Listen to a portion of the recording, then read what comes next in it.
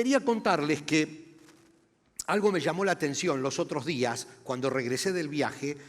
Llamé por teléfono a mi querido país, allá más en el sur, Argentina, y hablé con un amigo. Y entonces le dije así con ese tonito que uno habla, ¿no? ¿Cómo andás? Y él me dice, y aquí andamos, mal pero acostumbrados. Y me quedé pensando y dije, yo tengo que compartir este tema, porque tal vez, muchos de nosotros andamos mal, andamos angustiados, pero acostumbrados. Nos hemos acostumbrado a vivir de esa manera y nos parece que es normal, porque uno se va acostumbrando con el paso de los tiempos a lo que está viviendo. Hay un libro que escribió un tal Platón, que es un filósofo griego que vivió como 500 años antes de Cristo, una de las mentes más privilegiadas del mundo, un griego, escribió un libro que se llama Alegoría de la caverna. Él tenía una teoría. Él decía que existían dos mundos paralelos. Y entonces escribió esta alegoría de la caverna y se la dedicó a un amigo que se llamaba Sócrates, otro filósofo. Y él decía que había un grupo en este libro, que es un libro así de gordo, ¿no? No se los recomiendo para que lo lean porque es bien pesado, es filosofía griega, pero interesante. Si a alguno le interesa el tema, resulta que Platón cuenta una historia de un grupo de hombres, mujeres y niños que estaban en una cueva, en una caverna, y estaban todos agarrados con cadenas al piso, ahí amarrados, mirando a la pared de la caverna. ¿Se hace la idea? Una caverna oscura, todos mirando la pared. ¿Se escucha mal? ¿Escuchan mal ustedes? No, seguimos con este. ¿Cómo? Bueno, parece que se escucha mal en algún lado. Bueno, con este se escucha mejor, definitivamente. Con este se escucha mejor. Resulta que, como les iba contando, Platón escribía que había este grupo de gente sentada mirando la pared de una caverna, encadenados al piso.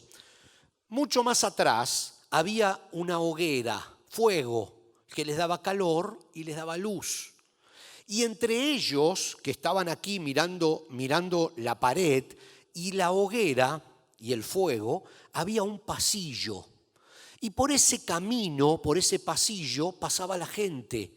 Pasaba la gente y conversaba y pasaban caminando, hablando de sus cosas. La gente no veía nada, solamente pasaba por allí.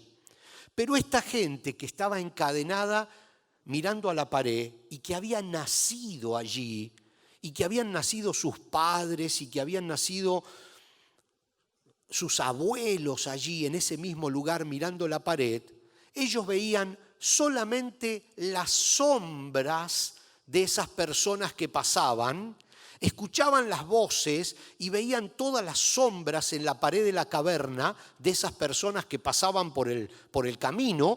Por supuesto, las sombras la provocaba el fuego que estaba detrás. ¿Se imaginan la escena? Y entonces Platón dice que esa gente que estaba allí encadenada creía que ese era el mundo. Ellos pensaban que el mundo era una caverna y que todo lo que existía eran simplemente sombras de algunas cosas que se movían, que no sabían bien qué eran, pero ese era el mundo. Y entonces Platón decía que había dos mundos, un mundo real y el otro, el mundo al que nosotros nos acostumbramos de tanto estar ahí sentados. Entonces él decía que muchos de nosotros simplemente vemos una realidad por mucho tiempo y sufrimos algo por mucho tiempo hasta que llega el momento en que creemos que eso es lo normal. Y nos acostumbramos, como decía este compañero mío, dice, y estoy mal, estoy angustiado, pero acostumbrado. acostumbrado a sufrir pensando que eso es lo normal. Y no es lo normal, hay otro mundo afuera de la caverna. No sé si, Guillermo, tienes esa foto de ese carro que te envié, el Renault Gordini, mire, aquí lo tiene. Yo les cuento, este fue mi primer carro. No le voy a decir el año, ¿no? Porque, bueno, ya era viejo el carro cuando yo lo compré, ¿no? Entiéndase. Ese carrito, ponelo en la pantalla, por favor, Guillermo. Ponelo en la pantalla si puedes. Ese carrito es un Renault Gordini, así se llamaba. Ese estaba nuevo, el mío realmente estaba bastante golpeado, feo y viejo. Pero tenía un problema. Fue mi primer carro, yo no lo sabía, tenía un problema.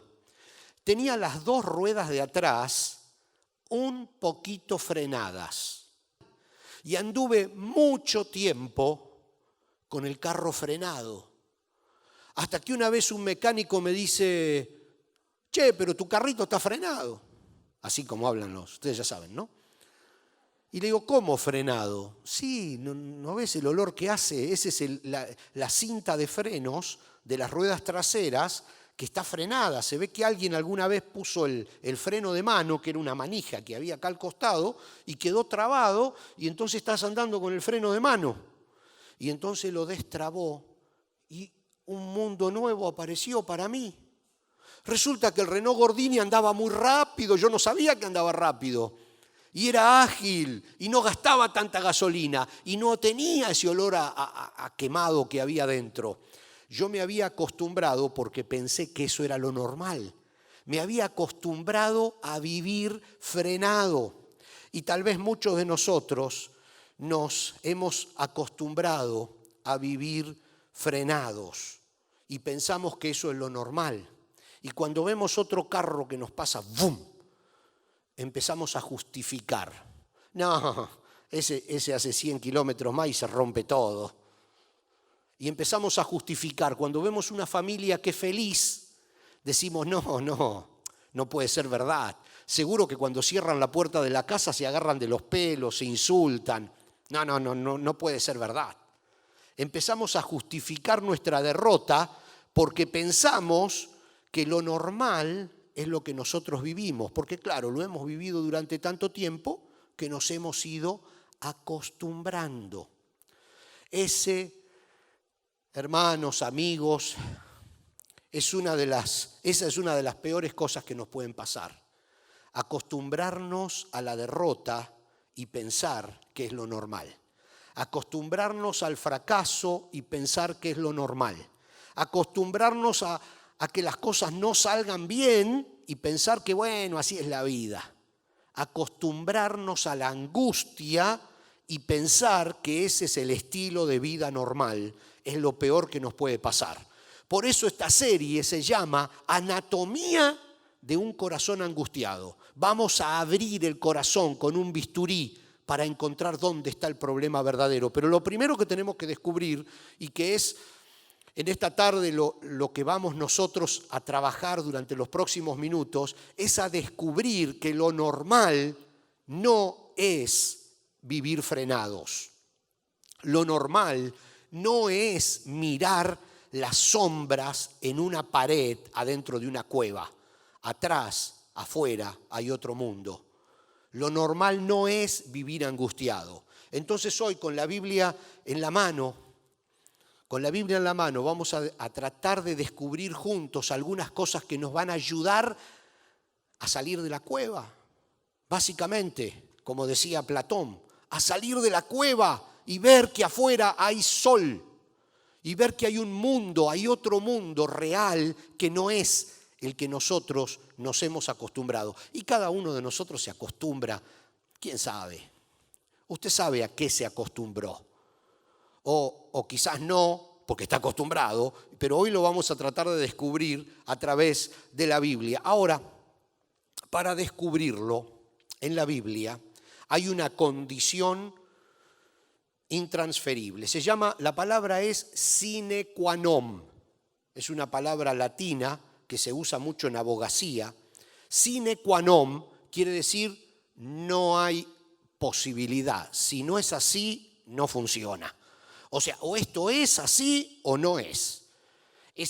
Por eso es sine qua non, sin opción. La Biblia nos da algo que nosotros tenemos que hacer para quitar los frenos a nuestra vida, para empezar a vivir en ese otro mundo real, en ese otro mundo que no necesariamente es angustiante. Esa primera condición se llama confianza. Confianza. Dios lo primero que pide de nosotros es que confiemos. Vamos a leer un pasaje bíblico en Juan 14:1, que está en la pantalla. Juan 14, capítulo 14, versículo 1 dice: no dejen, dice el Señor Jesús, no dejen que el corazón se les llene de angustia. No dejen que el corazón se les llene de angustia. Confíen en Dios y confíen también en mí. Y yo les digo algo, no, es muy importante este tema de la confianza, pero la confianza en Dios, porque yo quiero hablarle a los cristianos, ¿no? A los que hemos alguna vez decidido abrirle nuestro corazón a Cristo, los que venimos a la iglesia buscando de alabar a Dios, de tener una vida en relación con Él, los que hemos tomado la decisión de seguir a Cristo. Muchas veces nosotros confiamos en las promesas, y es muy lindo confiar en las promesas. Las promesas del Señor Jesús, había un himno que a mí me encanta, de chiquitito lo conocía, firmes, dice, las promesas del Señor Jesús, pero se nos fue la mano y empezamos a confiar más en las palabras que en el que dijo las palabras. Empezamos a confiar más en la promesa que en la persona que prometió. Y salimos entonces y decimos, hay una promesa muy linda en los Salmos que dicen: caerán a tu lado 1000 y 10.000 a tu diestra y a ti no llegarán. Y salimos contentos al campo de batalla diciendo, la promesa dice: caerán a tu lado 1000 y 10.000 a tu diestra. ¡Pum! Y nos pegan un golpe y nos tiran. Y entonces nos frustramos y decimos, yo confié en la promesa, confié en la promesa. Sí, confiamos en la promesa, pero no confiamos en quien prometió. Miren que es un pequeño detalle. Dios dice, confíen en Dios y confíen también en mí. Si nosotros hoy queremos analizar a fondo nuestro corazón, tenemos que confiar. No hay otra opción. Y tenemos que confiar en Dios. ¿Quién es? Él es el que respalda sus propias promesas. Si no, sus promesas son vacías, son simplemente motivacionales. Me lleno el pecho y digo, ay, el Señor está conmigo, vamos hasta el fin del mundo. Y vamos y me doy un golpe contra la pared y digo, Señor, ¿qué pasó? Pasó que confié en las promesas como si fuera un montón de estrategias motivacionales para darme ánimo, pero no estoy confiando en el Dios de las promesas. Y esa es la gran diferencia que hoy tenemos que primero marcar para después poder avanzar y cortar el corazón y buscar adentro para solucionar los problemas que nos tienen frenados, acostumbrados a vivir en angustia. Hay que confiar en el Dios de las promesas antes que en las promesas. La Biblia entera no tendría sentido si no la respaldara el Espíritu Santo. La Biblia entera sería un libro más si no fuera escrito directamente por Dios y Dios lo respaldara a través de su Espíritu. No tendría, ustedes saben que la Biblia es el único libro que está vivo. ¿Por qué está vivo? Porque Dios le habla al corazón de la persona a través del texto escrito, a través de las letras. Dios le habla a una persona que vivió hace 500 años, hace 1000 años, hace 2000 años. Le habla de una manera, a nosotros de otra, con el mismo pasaje, porque le da vida el espíritu a la letra. Y entonces es Dios el que le da vida a su promesa. Por eso hay que confiar en Dios, número uno. Esa es la manera ahora que vamos a tener de enfrentar este tema de dejar de vivir mirando la pared de la caverna o dejar de vivir andando frenados y pensando que eso es lo normal. La angustia es algo es algo muy particular, porque es algo que nace psicológicamente, nace en el cerebro, nace por aquí arriba, pero se traslada al todo el cuerpo. La angustia es algo muy, muy particular. Y si usted vive angustiado, usted va a saber, mire, Daniel, el gran profeta Daniel, estaba pasando una situación muy difícil y escribe allí en el capítulo 10 y verso 16, estoy muy angustiado y me siento muy débil. Mis fuerzas se han ido y apenas puedo respirar. La angustia se traslada al resto del cuerpo. A veces taquicardia, temblores, sudoración, falta de aire. La angustia es algo que nace por dentro e inmediatamente explota y se va al resto del cuerpo. Por eso vivir angustiado es vivir cansado, es vivir deprimido, es vivir preparándonos cada lunes para perder, preparándonos cada domingo, cada sábado para estar tristes. Esa es la angustia. Saber que la vida es algo lánguido, que se va yendo de a poco, con algunos picos de alegría, pero generalmente con pozos de depresión. Tenemos que trabajar todos los días, tenemos que sufrir, tenemos que cargar, tenemos que aguantar. Tengo que aguantar a la suegra, tengo que aguantar esto, aquello. O sea, es una constante. Hay muchos motivos cuando abrimos el corazón. Definitivamente hay más de un motivo que nos hacen estar así. Pero hoy vamos a analizar el primero, rápidamente, el primero. Porque cuando nosotros encontramos el motivo y lo solucionamos, los frenos empiezan a liberar y empezamos a darnos cuenta que hay otro mundo distinto, que no es lo normal vivir angustiado en la vida de un cristiano. No es normal vivir frenado. No es normal vivir mirando la pared. Hay un mundo afuera, un mundo de victoria, un mundo distinto que muchos a veces no lo estamos aprovechando porque vivimos frenados. Y hoy vamos a hablar de algo, de un motivo por el cual el corazón generalmente está angustiado. Y no es uno de los motivos más lindos para hablar, porque ese motivo se llama pecado.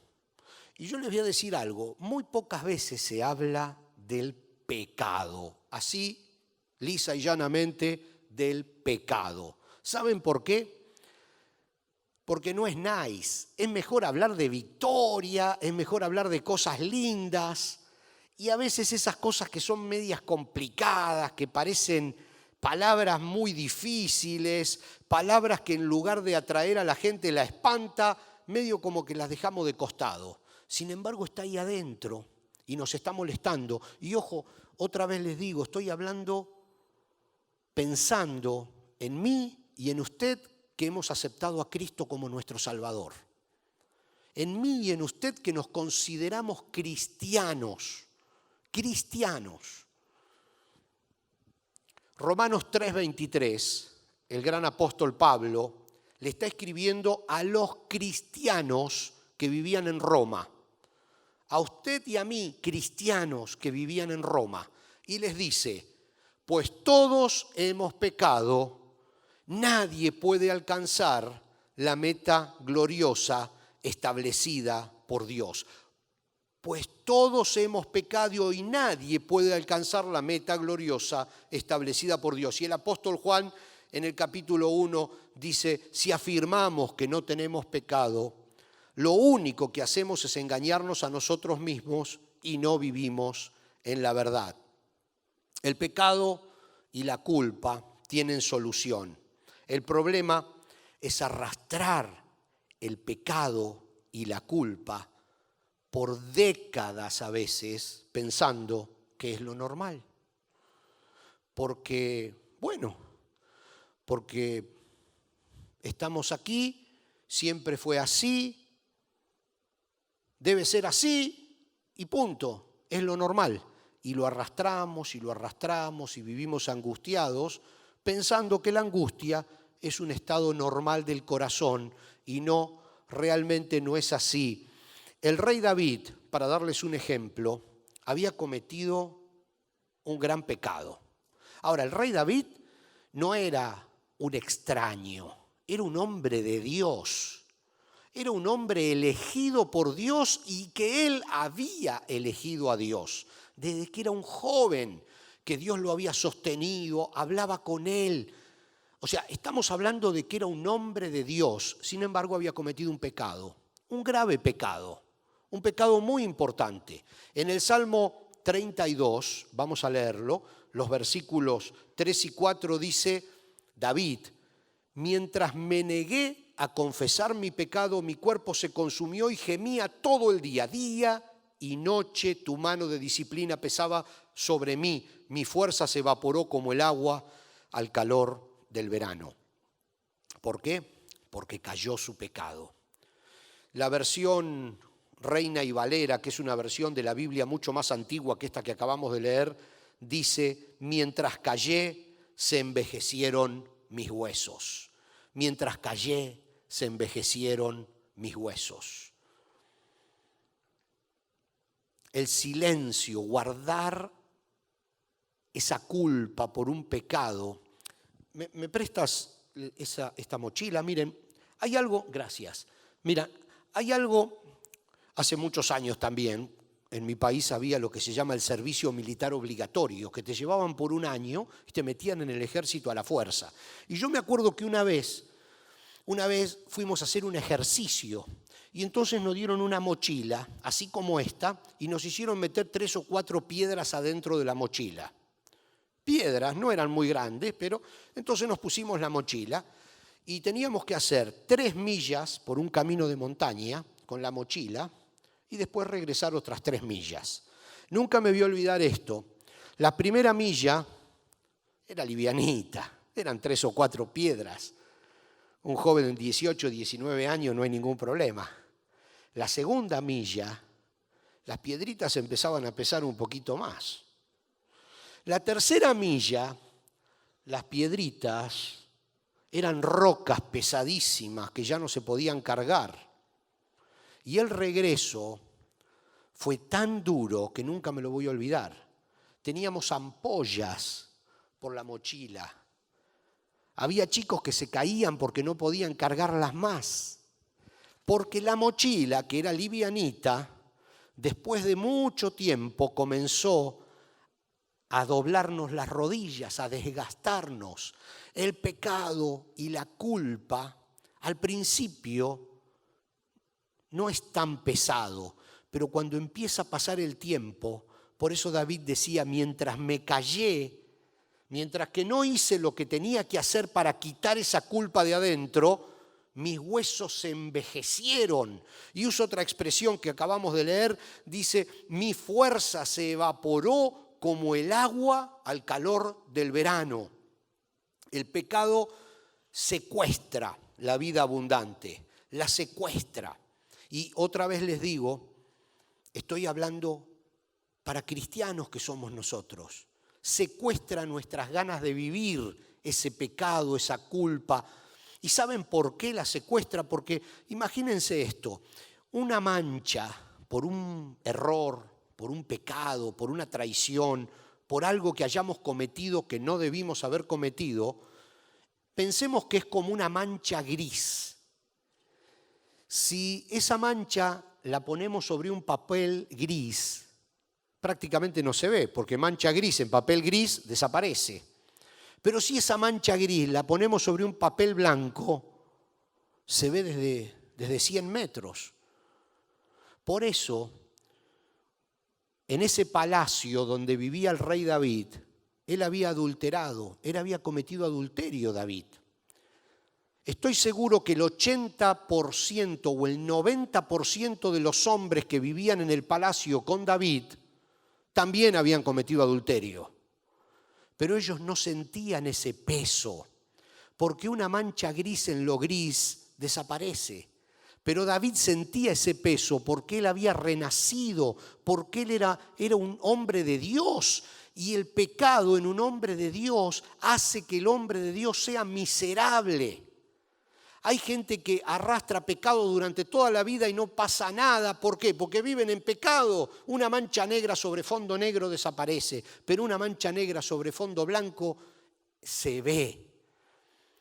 Por eso David, que había pecado, se estaba muriendo por su pecado. Y muchas veces nosotros, que somos cristianos, cometemos un error en la vida y por no sacarnos ese error de encima, por no confesar ese pecado, por no pedir a Dios que nos perdone, por no restaurar, por no limpiar, por no arrepentirnos, seguimos arrastrando ese pecado, arrastrando esa culpa, y eso es lo que hace, número uno, que tengamos un corazón afligido. Y el corazón afligido se transmite al resto del cuerpo y pasan los años y nos acostumbramos y vivimos como perdedores teniendo la posibilidad de vivir como ganadores. Pero nos acostumbramos porque pensamos que la vida cristiana es así. Y no es así. No es así. Hay un camino bíblico para restaurarnos. Hay una versión que estaba leyendo yo, el del Salmo 38, pero no está en la pantalla porque la estaba mirando en una Biblia en portugués. Hay algunos hermanos de Brasil, pero hoy no están acá. Pero a mí me gusta a veces, no entiendo el 100% del portugués, es un idioma difícil, pero uno más o menos lo entiende. Y me gusta porque es profundo y dulce y uno puede entender bien el concepto. Miren lo que dice, traducido al español, el Salmo 38, capítulo 4 dice: mis maldades han sumergido mi cabeza. Miren qué buena definición de angustia.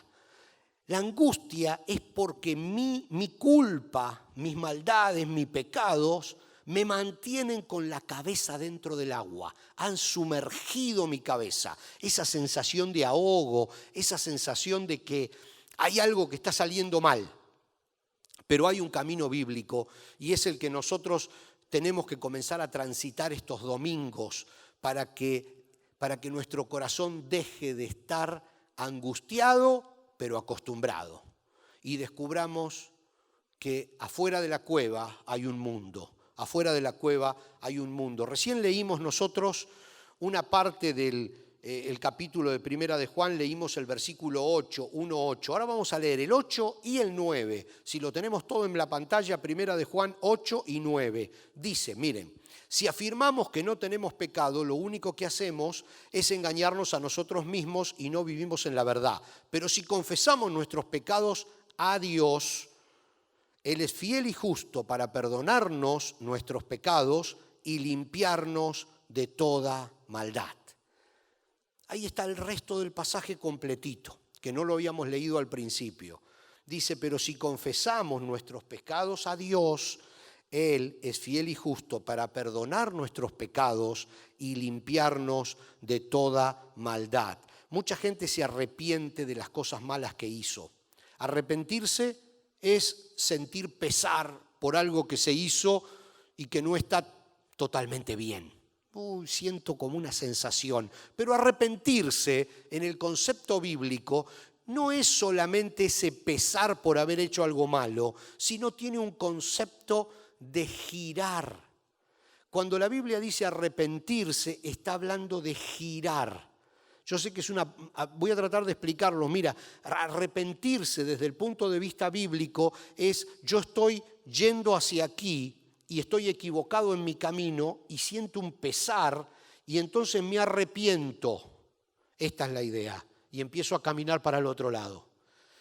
La palabra arrepentimiento en la Biblia significa girar 180 grados e ir para el lado opuesto al que yo estaba yendo.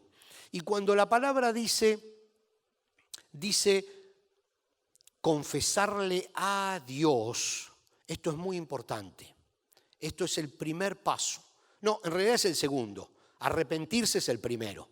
Estamos hablando de arrepentirse de algo que yo hice mal. Muchos de nosotros estamos arrepentidos de cosas que hemos hecho mal.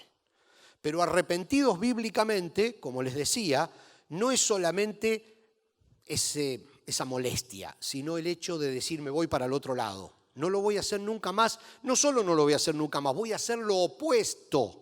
Ese es el concepto bíblico. Pero ahora viene la segunda parte. Estamos hablando de arrepentimiento y confesión. Es lo que habla la Biblia. Y fíjense el detallecito en el pasaje que leímos que dice: pero si confesamos nuestros pecados a Dios, Él es fiel y justo para perdonar nuestros pecados y apartarnos de todo. El concepto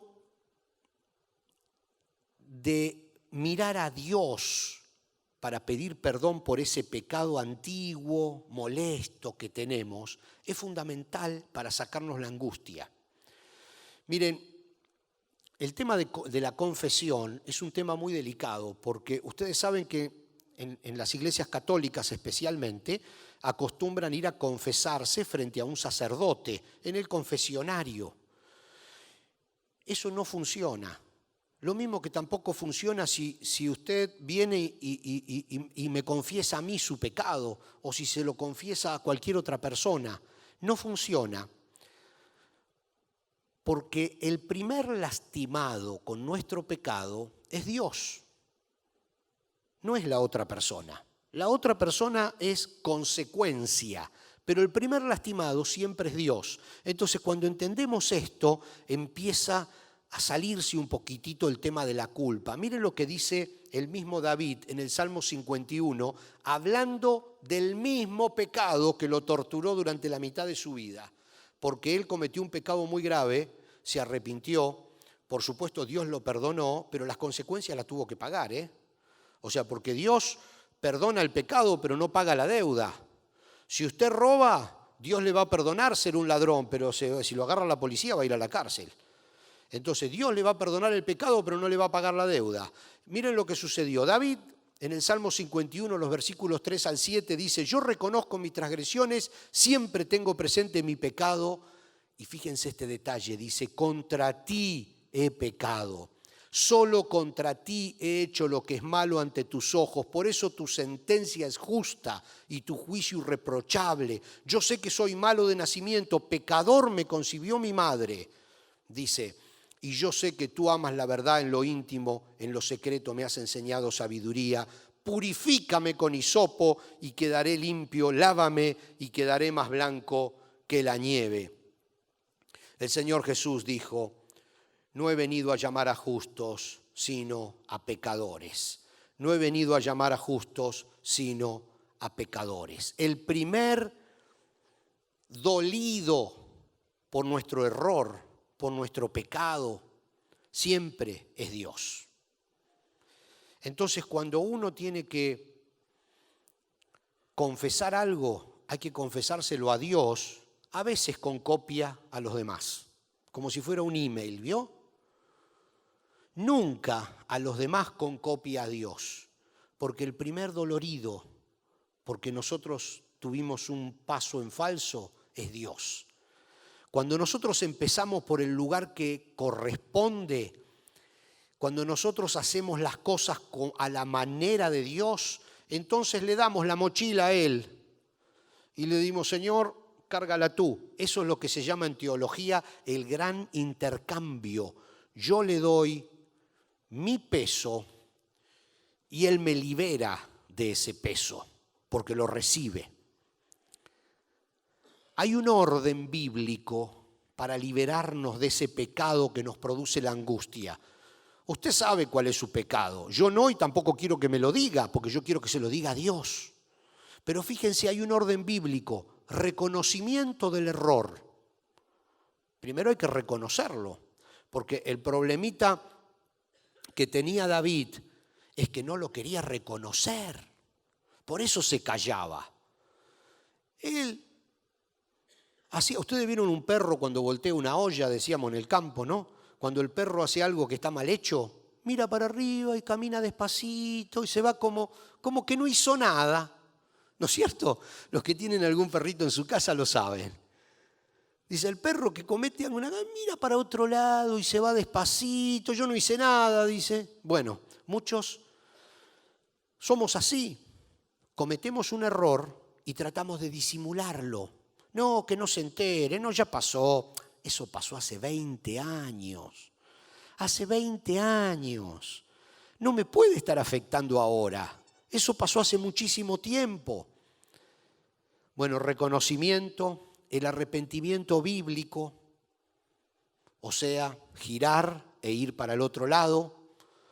Sincera búsqueda del perdón a Dios, pedirle a Dios, pero así, Dios, me equivoqué, perdóname. Y ahora viene en parte más complicada, porque hasta ahí estaba fácil el asunto. Ahora, recibir el perdón de Dios y perdonarse a sí mismo. Esa parte es muy complicada. Y por eso hay muchos cristianos que viven con el corazón angustiado mirando la pared de la cueva y pensando que ese es el mundo. Porque Dios perdona, pero a veces nosotros no nos perdonamos a nosotros mismos. Y vivimos arrastrando la culpa porque no queremos recibir el perdón de Dios. Es como un autocastigo que nos hacemos. Y decimos, no, agarramos el látigo y nos golpeamos, y nos golpeamos, y nos golpeamos. Y Dios ya nos perdonó, pero nosotros no recibimos el perdón y no nos perdonamos a nosotros mismos. Una vez que dimos todos estos pasos, perdonarse a usted mismo es fundamental. Y luego, olvidarse. Porque Dios dice, si hiciste todos los pasos, me pediste perdón y te arrepentiste caminando hacia el otro lado, yo te perdono, punto. Aceptar ese perdón, recibirlo, perdonarse a sí mismo y olvidarse, porque Dios dice, yo agarro tu pecado, dice Dios, lo agarro y lo tiro en el fondo del mar. Nunca más, dice la Biblia, me acordaré de tu pecado. Entonces, ¿por qué nos tenemos que acordar nosotros de nuestro pecado si Dios, que es el primer lastimado, no se acuerda? Entonces nosotros nos tenemos que olvidar una vez que hicimos todos esos pasos, una vez que pedimos perdón, que nos arrepentimos, que aceptamos el perdón de Dios, lo tiramos en el fondo del mar, esto no existió, ¡pum! Ok, hasta ahí vamos bien, ¿verdad? Hasta ahí vamos bien. Pero ahora hay una segunda etapa todavía. La segunda etapa es resarcir, se llama, o pedir perdón si mi pecado fue que lastimé a una persona. Ahora, no siempre es posible pedir perdón, por eso esta segunda etapa que viene ahora a veces es posible hacerla, porque quizás usted está arrastrando una culpa de hace 20 años atrás, un error que cometió. Usted no puede retroceder 20 años para ir a pedirle perdón a una persona que vive en otro país. Ojalá pudiera, quizás a través del Facebook. Hace poco un gran líder cristiano contó que él cuando era chico se había quedado con un, ¿cómo se llaman esos lugares a donde se guardan los lápices en la escuela? ¿No?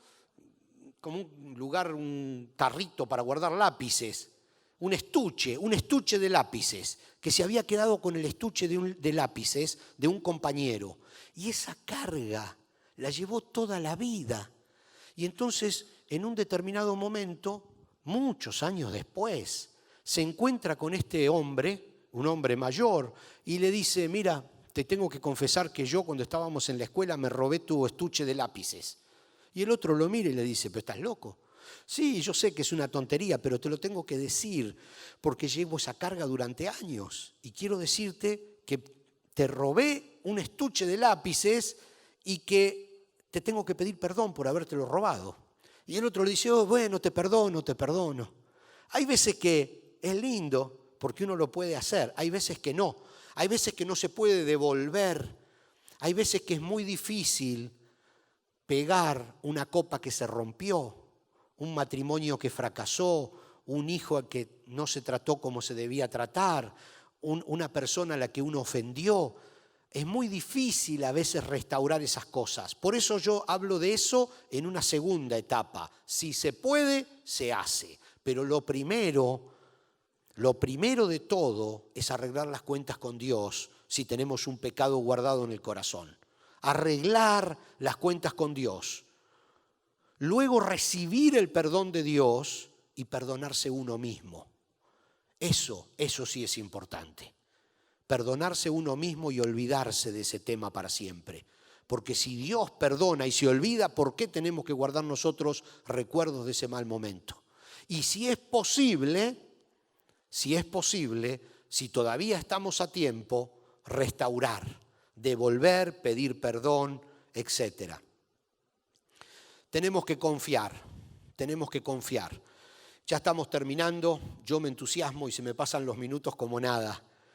Dice Primera de Juan, capítulo 2, versículo 1, mis queridos hijos, les escribo estas cosas, escribe el apóstol San Juan, mis queridos hijos, les escribo estas cosas para que no pequen, pero si alguno peca, tenemos ante el Padre un intercesor, a Jesucristo el justo.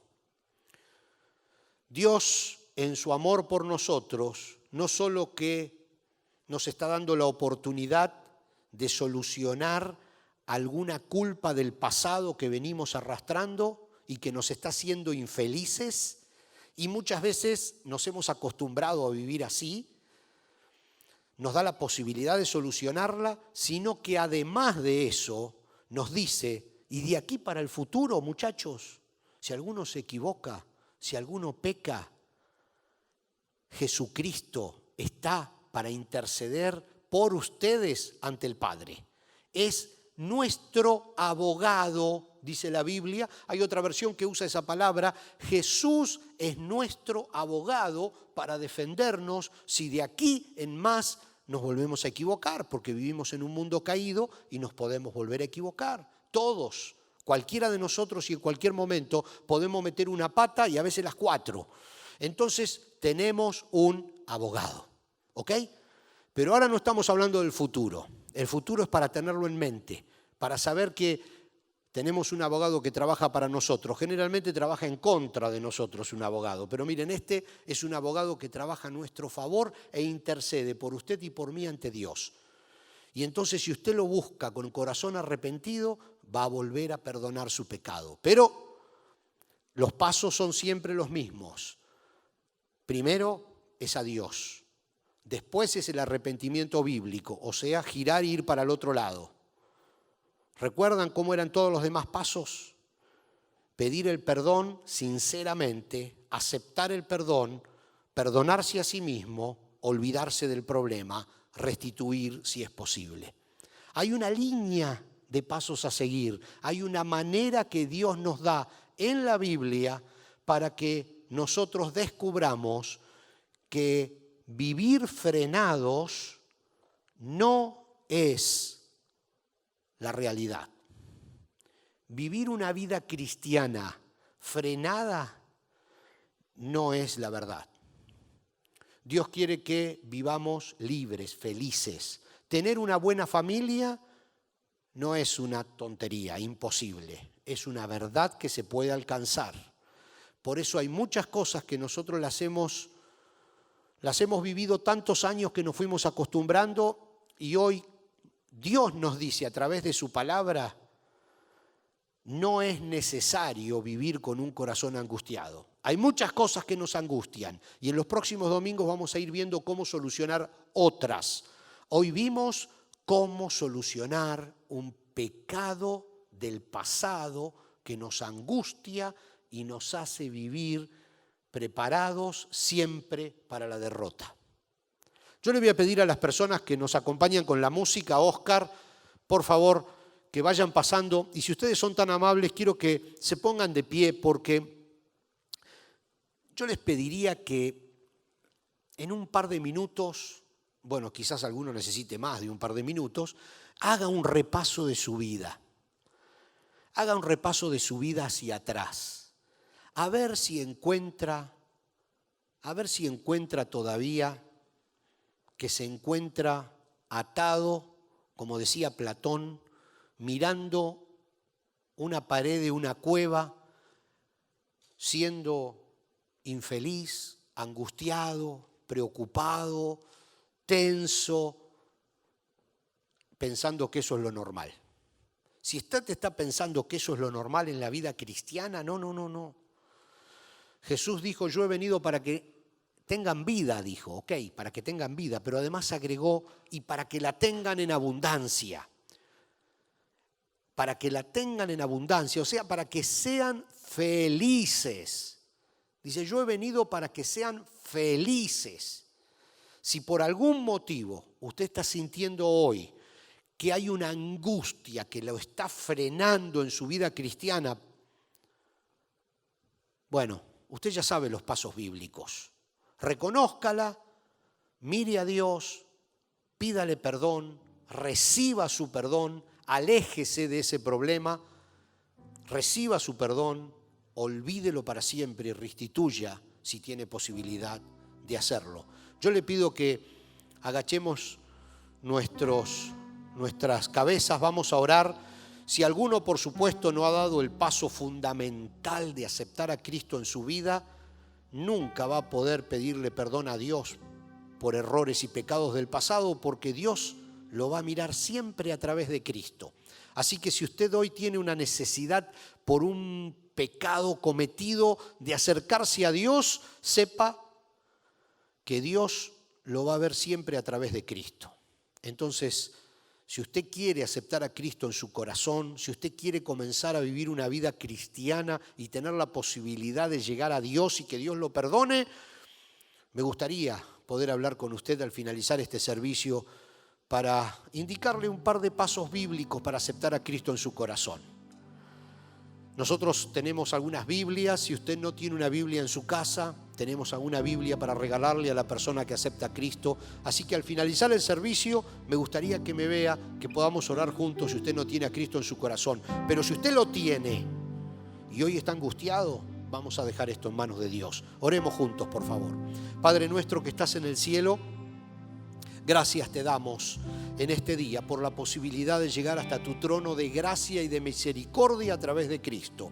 Gracias, Señor, porque cuando llegamos a tu casa podemos mirarnos hacia adentro y hacer una anatomía, un corte de nuestro corazón buscando algo que nos tiene frenados.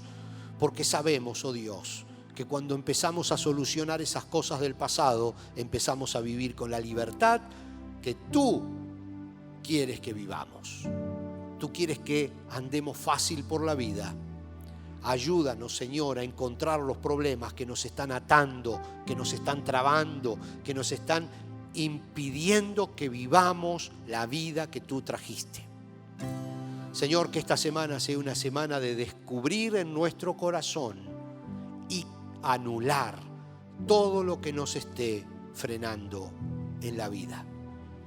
En el nombre de Jesús. Amén. Amén, Señor.